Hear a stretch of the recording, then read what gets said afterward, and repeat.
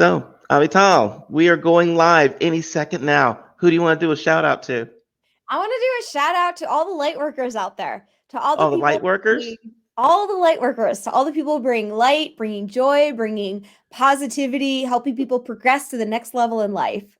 Awesome. All the light workers. Here we go.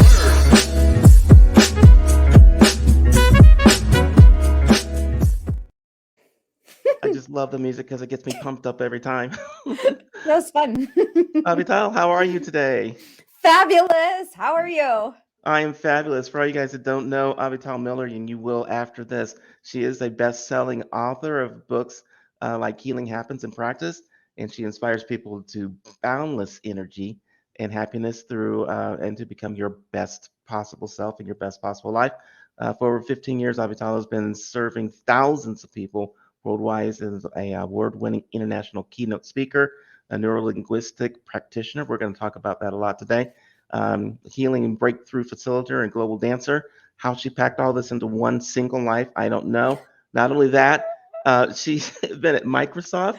She is the lead coach for Success Sources America and does sales and all kinds of stuff. She is amazing. She also does yoga and she is a fitness teacher and trainer and she's a fitness director. Avital, how do you do all of that? Well, that's Seriously. what the gift is we're going to give at the end of this. We are going to give a gift, and I'm going to pick up that gift and be part of it too. So, Oh, it, it- yay. oh yeah. So for all you guys watching, one, you can leave comments. Two, you stick around and you'll figure out where to become amazing like Avital, because she is amazing. All right. Aw. So I got to ask, like, how does one who was at Microsoft, and you don't usually think of one at Microsoft being someone who's into enlightening people and all these life things that you do, Mhm. how did that happen? Hmm, good question. I think when we're growing up, we're trained by a certain mindset, and we look at our parents as role models. And I was very impressed with how successful my dad was as an engineer, and his whole family were engineers. My great uncle was the dean of engineering at University of Toronto. Um, and I was very good in the maths and sciences. And I was taught to get a good career, get good grades, make good money, get a stable job. And when it came time to apply for college, I wanted to do three things. I wanted to do the engineering because I was already Hmm. previously impressed and good at math and science. And I wanted to do dance because I loved dance. And I wanted to do psychology because I was absolutely fascinated about people. And I started reading psychology books like as a preteen, and I grew up watching Oprah. And I actually really liked there's a course. I actually went to a Jewish day school through eighth grade. There's a course called rabbinics, which was the study of how to live Jewish law, which to me meant how to be a good person. It meant morals. So to be brought up already thinking about how to be a good person in life, and then also to notice what's going on around you and how that impacts me as a person and how I want to be an impactful person in other people's lives. So I started reading about psychology so I understand other people and how to fix the challenges that came up from, in myself and from my childhood. So there's already some of those seeds planted. But like I said, I was bent on, okay, get good grades, get a great job. So there I am. I do that. I go to a top 20 university. I go work at Microsoft as a program manager. It's really, really fun. I think for women too, to kind of keep this in mind, because we talk about women not getting as many opportunities, not getting paid as well. I think you just have to work hard and position yourself, Okay. because I got a higher starting salary than most other people. And of course, I was one of the few women who was hired. I was the only person hired by Microsoft from my class. And I wasn't even a computer engineer, I was a mechanical engineer. That's amazing. Yeah. That is Yeah. straight up amazing. I've actually done work with Microsoft, it's Soft, and they hire amazingly smart and good people. And Mhm. I know they call it the Velvet Sweatshop, but I actually think that it's a cool place to like. I mean, the gloves. I mean, they're nice. I think it's a good place to work. So Yeah. Yeah, it's phenomenal. And I still use the product today. I absolutely love it. But again, how many of us at age 20 really know who we are and what we're going to do for life. Yeah. So I'm kind of sitting there and I'm going, oh, this isn't quite resonating with me. This isn't quite who I am. Well, the thing that I really, there were so many things that you do, right? And one of the things that sticks out to me is the whole part about neurolinguistic programming, and then how language affects our lives, right? So, how did you Mhm. get from, Microsoft into, I guess, through the psychology, you got into NLP? You could say that. I'll tell you specifically how I got into NLP. But I'll take you the quick path, in that direction, because here I am at Microsoft, great company, but I'm like, not quite resonating. So I'm looking at what else to do, and then I realized the only thing I know I want to do right now is travel, to backpack for a year, because then I'm going to and immerse myself in the Latin culture, because I knew Spanish really well. And I can learn about people through learning about an entirely different culture. So that's what I did. I took off, I hit the road, changed my paradigm about life. So when I came back to US, I became a full-time yoga instructor, right? Fitness director, teacher, trainer. So that's when I went in that direction. I started having health issues at a young age. Uh-huh. And then I started healing beyond what the doctors were telling me was possible. And Michael, do you know this? Like, when you're looking for, you're moving to Texas, right? Right. And so how many more things you notice about Texas, right? Like, when somebody's going to buy a new car, how much more do you notice that car out on the Hmm. street I with do. other people driving it? So, and this is reticular activating system, right? This is actually like you learn this in neurolinguistic programming. So I'm noticing people with more extreme stories of healing beyond what's expected, and I was like, okay, well, if all these miracles, people healing when they're told they're going to die in a few months or a few hours, is happening, let's put all Mhm. these stories in a book. So we're sort of going through the trajectory here. So healing happens, stories of healing against all odds is like the next big thing, right, that comes out of the story.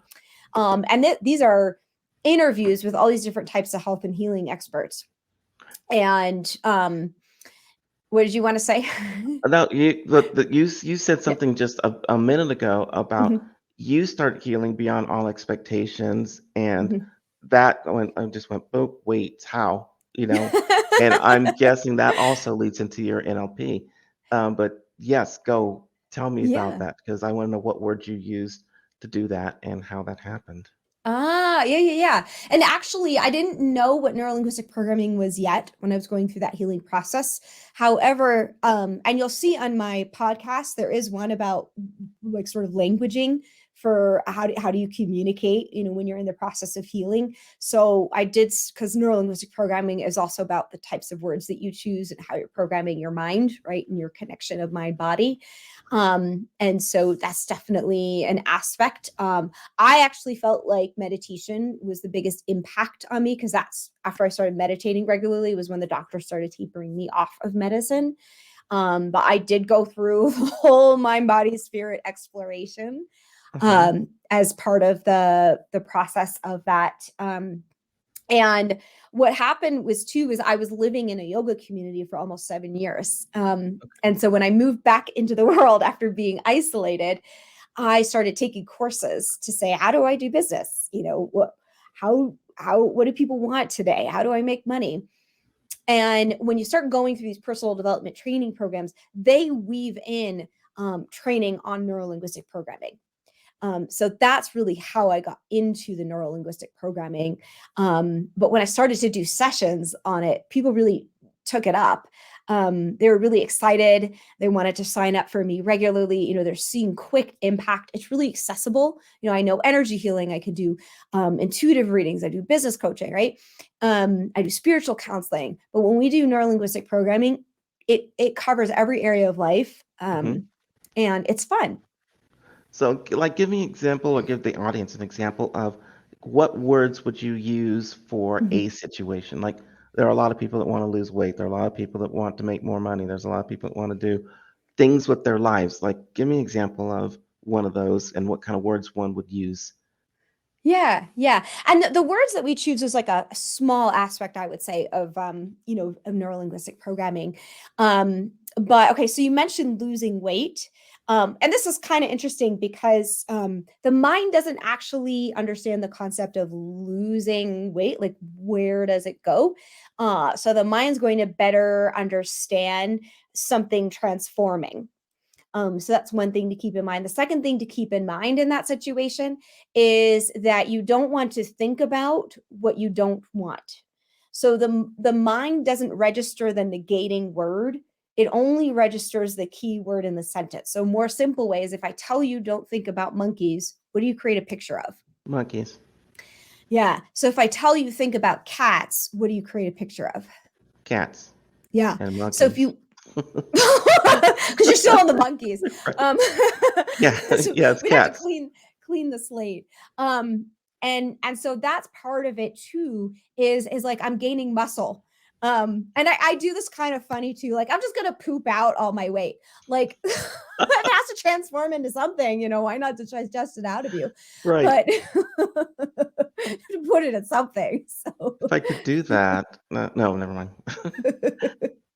yeah, like I'm gonna be lean, like I'm gonna be healthy, like I'm gonna be ribbed, like you're gonna see my muscles. I'm gonna have a six pack.